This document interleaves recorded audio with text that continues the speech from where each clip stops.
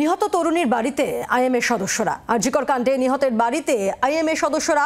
IMA সদস্য নিহত তরুণীর বাড়িতে পরিবারের পাশে থাকার বার্তা, আশ্বাস এবং একই সঙ্গে পরিবারের সঙ্গে কথা আইএমএ।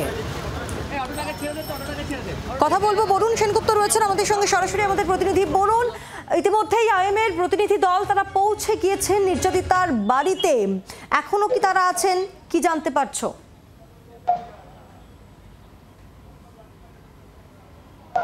দেখো, প্রায় 20 থেকে 22 মিনিট হয়ে গেল আইএমএ 12 সদস্যের দল তারা কিন্তু সোজা এসছেন, এসে কিন্তু পৌঁছে গেছেন নির্যাতিতার বাড়িতে এবং বাড়িতে উঠে তার বাবা, মা এবং কাকা কাকিমা যারা রয়েছেন প্রত্যেকের সঙ্গে কিন্তু তারা কথা বলছেন এবং তাদের পাশে এই যে তারা রয়েছেন এই বার্তা দিতেই কিন্তু মূলত তাদের আশা।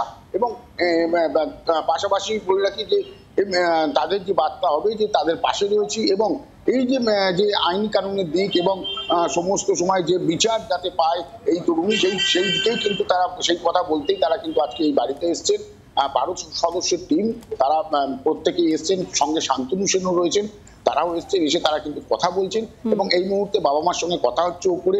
আর 12 সদস্যের যে টিম এসছে সেই টিমের মধ্যে যেমন রাজ্যের রয়েছে তেমন কিন্তু সেন্ট্রালেরও তাদের প্রতিনিধি তারাও রয়েছেন। প্রত্যেকেই তারা এসছেন, প্রত্যেকেই কিন্তু তারা সান্ত্বনা এবং বাড়ির লোককে পাশে থাকার কথা তারা কিন্তু বলছেন।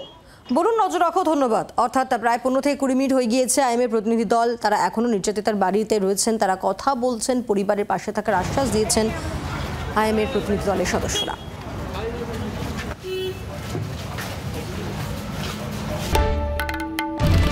বাংলার আওয়াজ, বাঙালির আবেগ, জি 24 ঘন্টা।